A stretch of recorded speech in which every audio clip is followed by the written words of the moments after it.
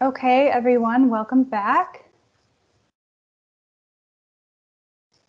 This is session 8, and it's all about shopping and cooking to prevent T2. And so, of course, again, we remind you that participants are required to have direct interaction with their lifestyle coach. So after you watch this recording, reach out to your coach and schedule a short call to review the session. And so again, today is all about shopping and cooking healthy food. So we'll do a review of healthy food. We'll discuss how to shop for healthy food, how to cook healthy food, and then of course you'll get to make your action plan. All right, so let's start with a review of healthy food. And I'm really excited about this lesson because there's nothing more fun for me than shopping and cooking for healthy food. And once you get in the hang of it, it's really amazing all the things you can make that are really, really good. So let's start with a quick review. So what items should you choose? You want to choose items that are low in calories and fat and sugar. Do we have a slide for this, Angie? There we go. And also things that are high in fiber and water and high in vitamins, minerals, and protein. And so what we're showing here is on the picture on the left, you see two different meals, each with the same number of calories. And the meal on the left, which is the sandwich, the hamburger, and a soda, is 1,450 calories. It's the morning coffee run. And the other is a whole day's worth of eating and the same number of calories. Well, why is that? The difference is all these things I mentioned is the ones on the right are overall lower in calories and fat and sugar. And there's a lot of fiber in there, which you're seeing in the vegetables and the fruits. And because of all that, you're seeing a lot of vitamins and minerals and protein. And this is one of the biggest secrets of healthy eating is you can really eat a lot of food and still be fine in your calorie levels. And then on the picture on the right, we're seeing the same thing. We're having a regular soda and a burrito, and that's 1,740 calories. Versus on the right, you're seeing a lot of more of this low fat, high fiber, vitamins and minerals, just a plethora of food that is giving you a lot more nutrition and calories and yummy food as well. So foods that we should be eating more of, obviously, are the vitamins, the minerals, and the right kind of protein and fiber and water, which you're seeing in these two right side of the pictures. And the ones that we want to have less of are the calories that are high in fat and sugar and low in fiber, water, vitamins, minerals, and protein. So another thing is to planning ahead and creating grocery lists of healthy items. This is a great way to reduce the fat, calorie, and sugar content.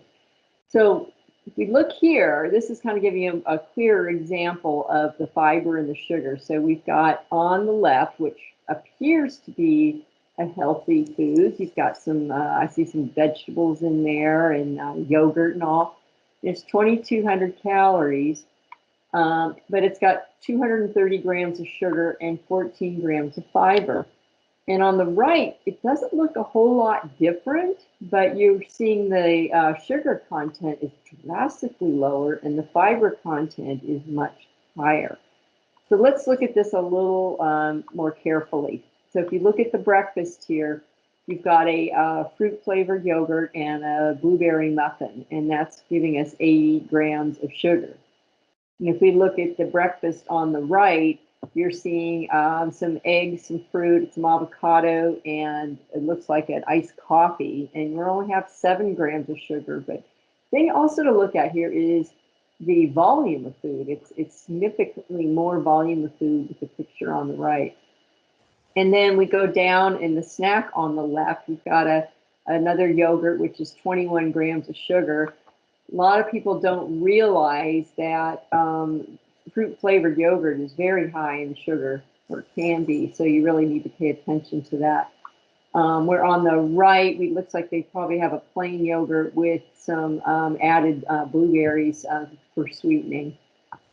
And then on the lunch on the left, we've got looks like a PB&J and some carrots, and then a one of the naked juices. And a lot of times these juices, you think, well, you know, it's got says it's organic, it looks wonderful, but they are loaded with sugar. And to your body, it doesn't know the difference. So these can be a real trouble spot. Plus, they don't have much fiber in them, or any fiber at all, compared to like fresh vegetables or a salad.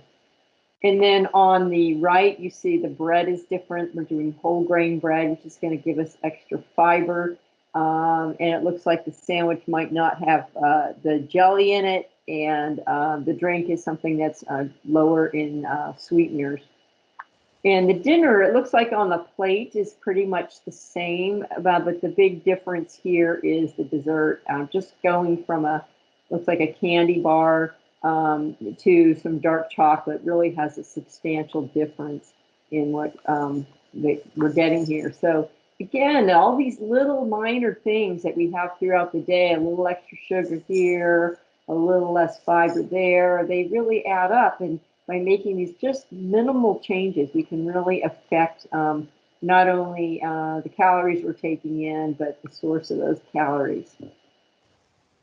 So the next thing is to look at what we call the healthy plate. And this is probably the simplest way to make sure that you are getting all the fiber and the protein and all the things that you need every day. And I tend to think of this in terms of the whole day. So if you could take like a giant plate and put all the food you eat in for the whole day on this plate, it would basically look something like this. So let's start at the bottom. On the bottom, you've got 1/4 on the left towards anything that's grain. And a grain are going to be things like breads, pastas, rice, cereals, things like that.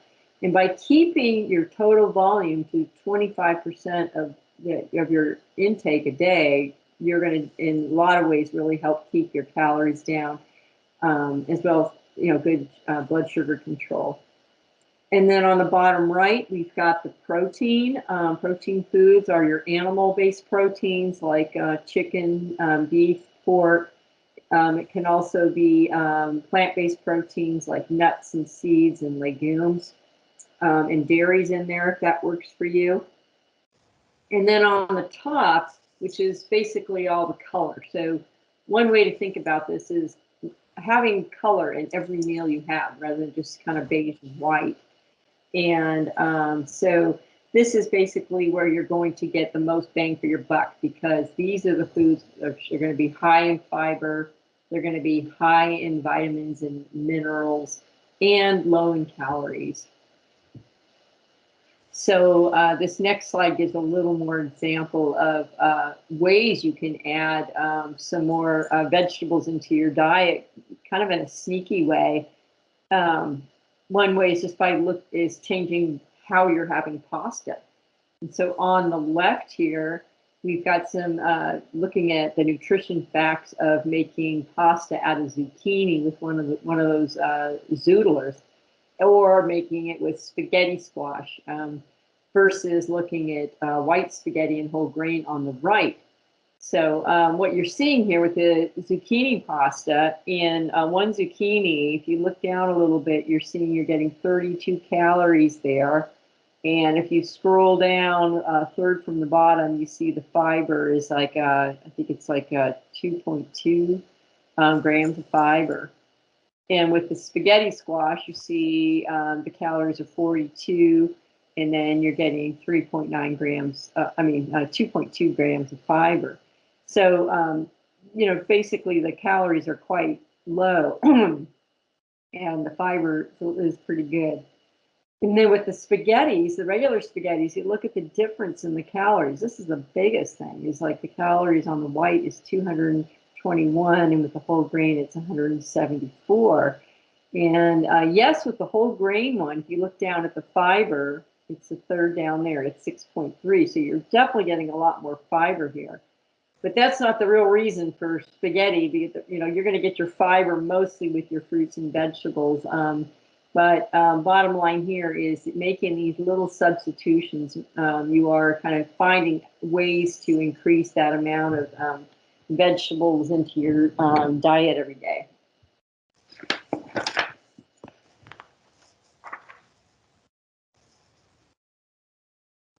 All right, so our next topic is how to shop for healthy food. So we've reviewed healthy food, and now we want to dive into, okay, how do you shop for this? How do you plan ahead and, do what you need to do at the grocery store? And so we're going to turn to Jerry's story on page 3 of your participant guide. But I want you to keep in mind these 2 questions while we look at his story. So the first question is, what are some steps to take before you shop that can save time and money? And what are some steps to take while you shop that can save time and money? So I'll pull up Jerry's story for us. All right. So Jerry's mother has type 2 diabetes. He wants to avoid getting it, so he's trying to eat healthy. When Jerry goes to a health food store, he finds the prices too high for his budget. He asks his mother how she buys healthy food she can afford. She tells Jerry that she takes some steps even before she goes shopping. To get ready to shop, she gathers coupons for healthy items, looks at what's on sale at local grocery stores, plans her meals and snacks for the week, checks her kitchen to see what she has, makes a shopping list, and has a healthy snack. The next Sunday, Jerry helps his mom get ready to shop. Then he goes to the store with her. He's impressed by how much healthy food she gets for her money. Jerry decides to try shopping the way his mom does. Plus, he looks for healthy recipes online. He's also taking a healthy cooking class. He's even made some healthy meals for his mom.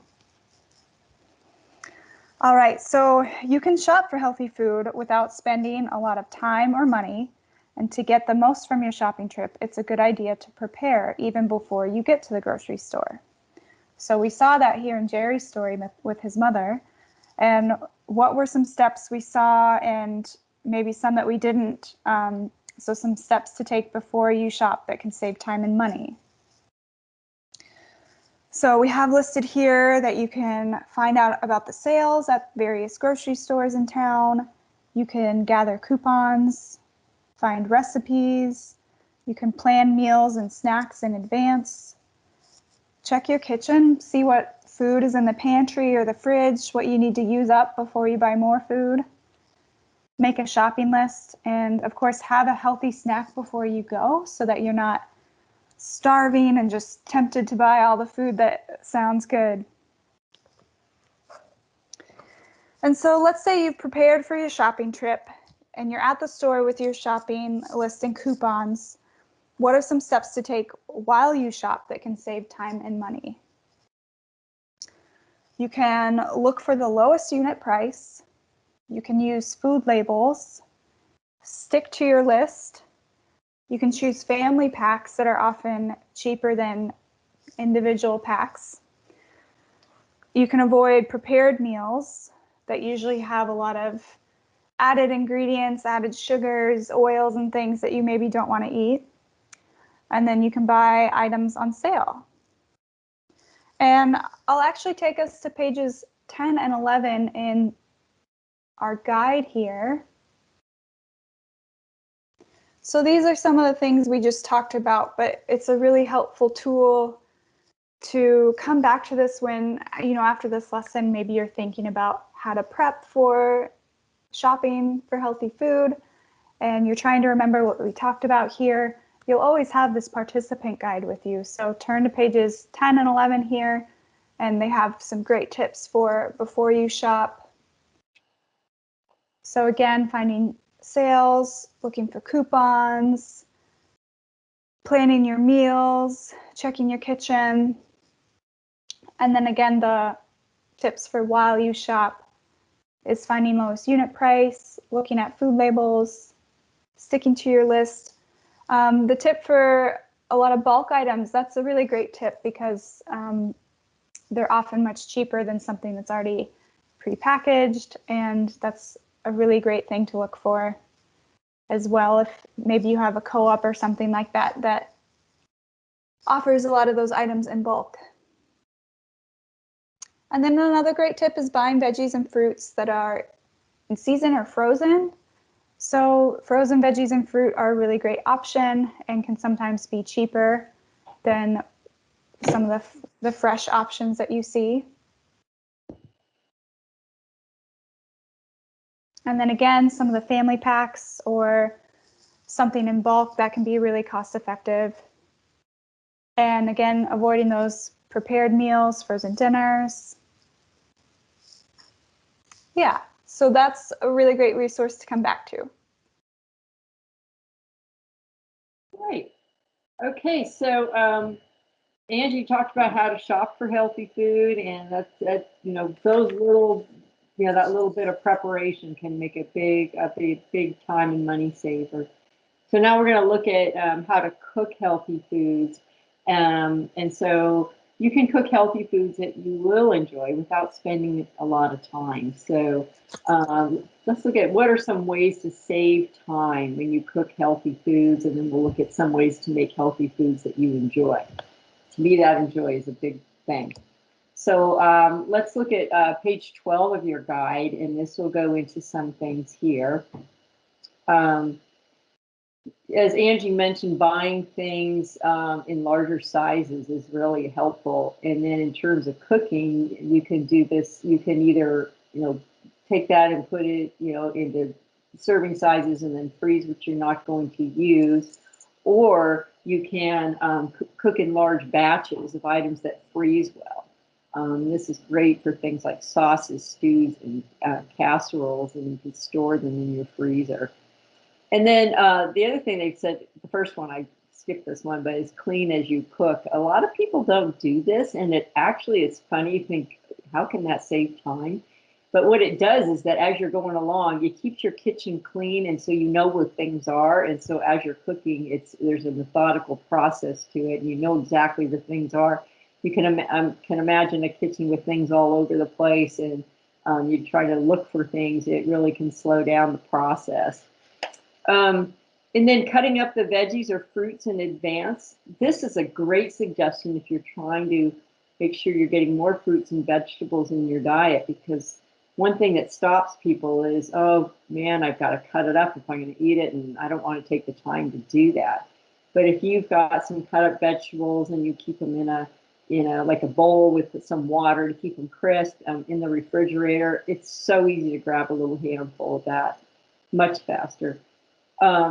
And then same with fruit. Boy, in the summertime, you know, when there's a lot of fruit, you can prepare them and then put them in Ziploc bags, and then you've got them for the whole summer. This works really well with berries and peaches and apples. And then make the meals and snacks you planned for the week. And so as we learned in Jerry's story, his mom would always kind of have like some menus ahead. And so you kind of keep that nearby and go, oh yes, I'm going to make this dish tonight. And then you're kind of more organized that way. And organization means saving time. And then measuring out single servings of snacks. And this is really helpful because, you know, when if we cook a lot all at once and we just have it out there, it's very easy to eat more than what is a portion. And then a slow cooker is a great time saver. You know, if you want to make something and then just start it in the morning, and then when you come home, there's nothing like the smell of it, and dinner's already done. You don't need to stir it around or you know, tend to it very much. And then being able to use leftovers is a great thing. Using leftover vegetables and meats can be put in different dishes like omelets, pasta, or rice. One thing that's just so easy is just take a cookie sheet and put your roasted vegetable or your vegetables on that, a little olive oil, salt, and pepper, throw it in the oven, and you get this giant batch of cooked vegetables that you can add to all these different things all week. And there's a better chance you're going to use them because they're already pre-prepared than if you have to do it each time from scratch. And it's also a great way to use leftovers. Okay, so then what are some ways to make healthy foods that you enjoy? So these are some great ideas here. So changing your favorite dish to make it a little bit healthier is really an easy thing to do. It's just thinking about main thing is cooking with less fat. You see here over on the right, using some of these cooking methods like baking, grilling, roasting, or stir frying in a small amount of healthy oil that is going to make you cook with far less fat. And the fat, as we have learned, is where a majority of the calories we eat come from. Or using a healthy cooking spray, poaching things or simmering things in water or stock, or steaming, or putting things in the microwave. Taking off the skin of chicken. I personally like keeping the skin on while I'm cooking, but I just don't eat it because the skin keeps the chicken moist, but you don't need to eat it after. And then also for some people using nonstick cookware, so you don't need to use as much fats in cooking it. So that's how to cook with less fat. And then over on the left, there's a lot of different ideas of, mixing it up, different herbs and spices, and, just think about what makes a meal really good. And a lot of times there's a little bit of a spice that can really just make that dish pop, or it could be adding a little bit of lemon juice or, vinegar. There's different ingredients that really help bring out the flavor. And don't be afraid of these things. There's so many different options you can do, and you could use a recipe as kind of a springboard and going, well, I like what they did here, but I prefer adding a little more oregano than they're saying. There's nothing wrong with that. You've got to suit it to your taste. There's also, for a lot of inspiration, oh my gosh, there's just so many cooking shows now. And so those are great ways to get inspiration to know how to cook things. So look at that, look at magazines, you can also just go on your phone and just say, wow, I've got this big salmon, what do I do with it? And find some great recipes. Yeah, and so trying new cooking styles and ingredients is another great way too. So we do have a handout as well, and Angie's going to just put it here for reference, and you'll have access to it. So if you're just having trouble trying to think of what you can do instead, this gives you a lot of options here of different things that recipes call for, and then some substitutions that are going to be all those things we're looking for, like lower in fat and calories and higher in fiber and all that.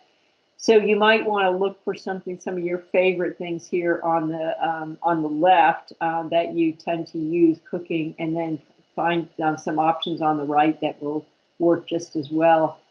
One of my favorites, a lot of people are really kind of surprised at, is the butter for baked goods. Yeah, you can use applesauce or mashed banana or avocado, and the difference is you can't even really taste it, but the calories are quite substantially different.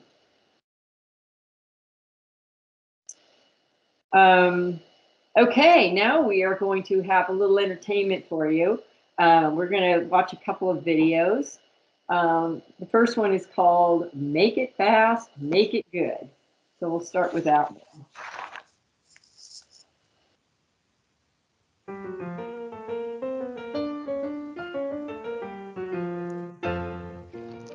Short on time? Want to make foods that are quicker than a fast food line? Want to make them healthy too? I'm going to show you how to make them simple, make them right, and make them quick. Now, ready for a speedy supper? Make Pasta Plus. Instead of using store-bought pasta sauce that's loaded with extra sugar and sodium, I make my own healthy sauce, and in a jiffy. Just take 2 cans of no salt added diced tomatoes. Add some onions and peppers already cooked for about 5 minutes in a little olive oil. Then add your garlic and your spices like oregano and basil. Toss in cooked extra lean ground turkey or cooked chicken breast, then simmer. I use whole wheat pasta, much better for you. Soon you will have a nutritious meal that your family will love. Mine does. Now, how about fish in a flash? Start with a can of tuna or salmon. Add some chopped onion and celery, and 1 slightly beaten egg. Crush up 3 or 4 whole wheat crackers. Add to your fish. Make into a patty. Cook in a pan with a little bit of olive oil until crispy. Voila, a healthy dish in under 10 minutes. Less time in the kitchen means more time to do other things that you enjoy. Cooking quick and healthy meals left me with enough time to take up a hobby. What are you doing for dinner tonight?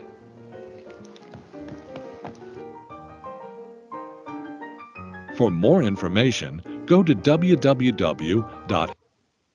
All right, so there's one idea, and he talks about spaghetti sauce, and not only is it cheaper to make it the way he did it, but it's also you're not getting the extra sugar and salt that the bottled kind has, and and also instead of whole grain pasta, like we learned, you could use those zucchini noodles or spaghetti squash and get some added nutrition there too. And I never would have thought about taking a can of tuna fish and just adding some egg and crackers and making some patties. But, a lot of us have those things on hand. And once you learn these things and you kind of get them in your toolkit for what you do in the kitchen, the more you do it, the easier this is going to be. Okay, so let's look at this one. This is about kind of budget stretching some healthy meals. So here we go.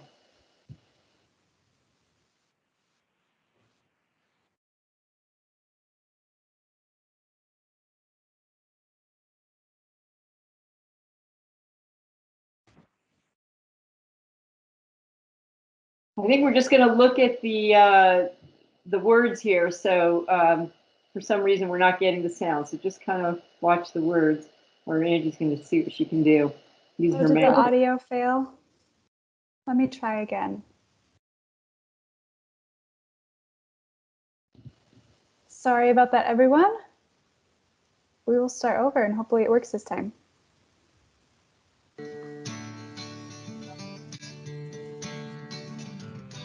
Tomas and I have found some cost-cutting ways to eat healthy and not ruin our budget. And you can too. Watch this video to learn tips to help you pick and prepare healthy foods without breaking the bank. We're working on saving up for a family vacation, so to save money, we always plan ahead before grocery shopping. We flip through the store flyer that comes in the mail and circle the sale items. Then we make our shopping list and stick to it in the store. That way we're not tempted to buy items on impulse and off our budget. To get the most value for our money, we buy fruits and vegetables in season. If we want something out of season, like berries or green beans, we buy the frozen kind. They're as good for you as fresh ones and can cost a lot less. And instead of buying pricier single servings, we buy value packs on sale. We eat some now and freeze smaller packs for later. Saves money. We go meatless a few meals a week. Beans or lentils with brown rice served with a side of vegetables, or a veggie omelet with a salad. My family eats well and my piggy bank is much fuller.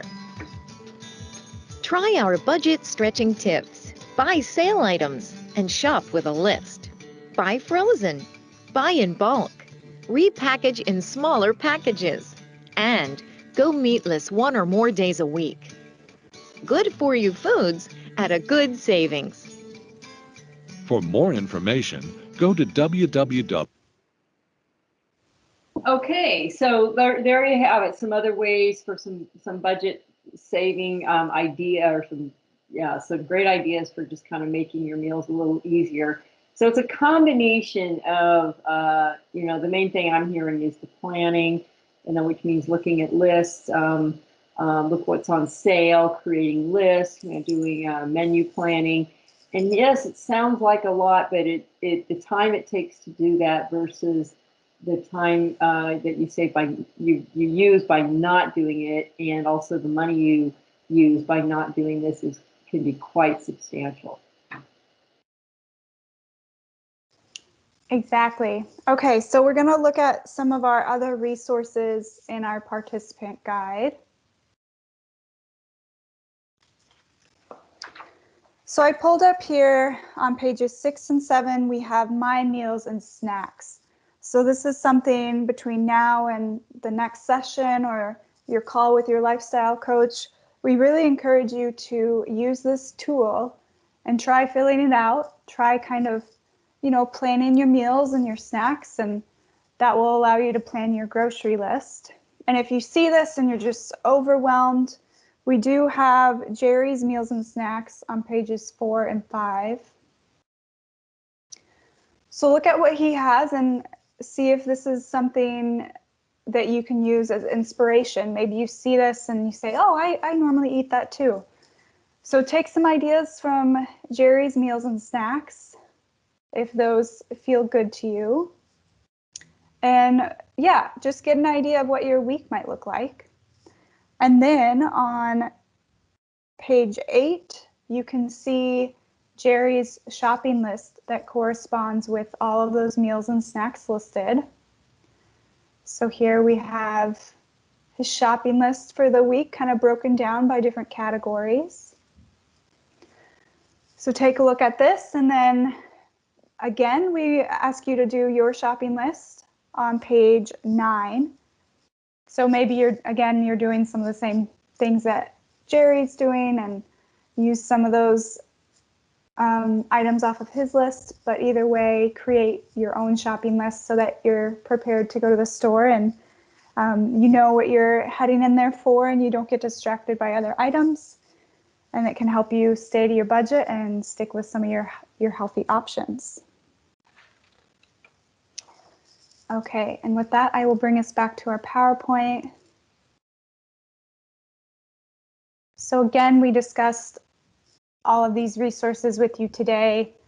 So go back to your participant guide when you're struggling and trying to remember what we talked about, or trying to remember some of these tips for shopping or cooking and preparing. Another piece of this is this idea of meal planning and really prepping for your week is really important. And we recognize that meal planning can look different for everyone, depending on your needs. But we also like to remind you that you don't need to starve yourself or feel deprived.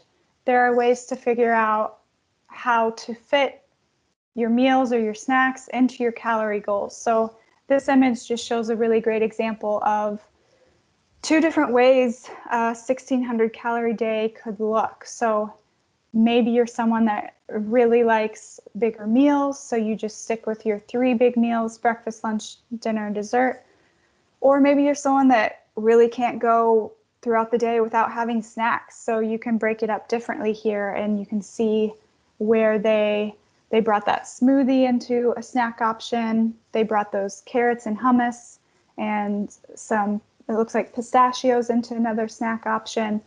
So it's kind of like a puzzle that you can kind of fit together based on your needs once you figure out your calorie goals, and you can make it work for yourself. This is another really great image that I like, and it brings us back to that creating a healthy plate that we talk about a lot.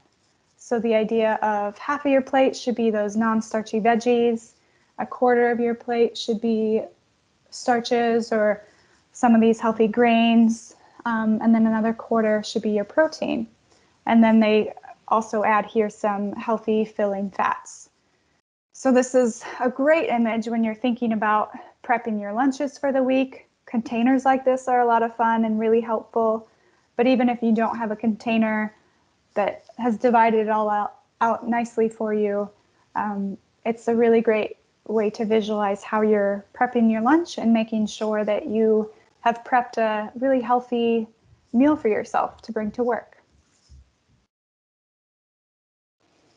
And with that, this whole idea of planning and prepping, we've come to our action plan once again. So remember to keep it realistic, doable, specific, and flexible. We encourage you to make your action plan related to our lesson this week. So whether it's about shopping or cooking, maybe you're not used to looking for coupons or making a shopping list. So maybe that's your action plan, that you'll start making shopping lists on, Friday or Saturday. You do your shopping Sunday, whatever your schedule is, but start to really kind of think ahead and plan for it, and let your action plan help you kind of guide yourself to achieving that. And so with that, we have come to the end of our meeting, and we've discussed how healthy shopping and cooking can help prevent or delay type 2 diabetes. We talked about healthy food, how to shop for healthy food, and how to cook for healthy food. And then we also like to throw bonus materials at you every now and then. So remember, we discussed the healthy substitutions handout that you have access to, or we can send to you. And then we also encourage you to listen to this podcast. It's the Well for Culture podcast, and it's episode 6 on reconnecting with ancestral foodways. So it's just a really great episode that brings us back to recognizing the importance of traditional foods and coming back to those traditional food systems and ways of eating, and how that can be really helpful in your journey towards health, physically, emotionally, spiritually. So that's just a really great podcast to listen to. And then, of course, like we say with every recording, you are required to have direct interaction with your lifestyle coach. So after this recording, write your action plan, follow through with it, complete the My Shopping list in the page with planning out your meals and snacks for the week. You have the option to listen to the podcast. So once you've completed all of those things, you should reach out to your lifestyle coach and schedule a short call, and be prepared to discuss all of those items, as well as be prepared to report your weight and physical activity minutes from the last week. And with that, you will be done with this lesson. Right on. Happy shopping, cooking, and all that, everybody. See you next time, guys.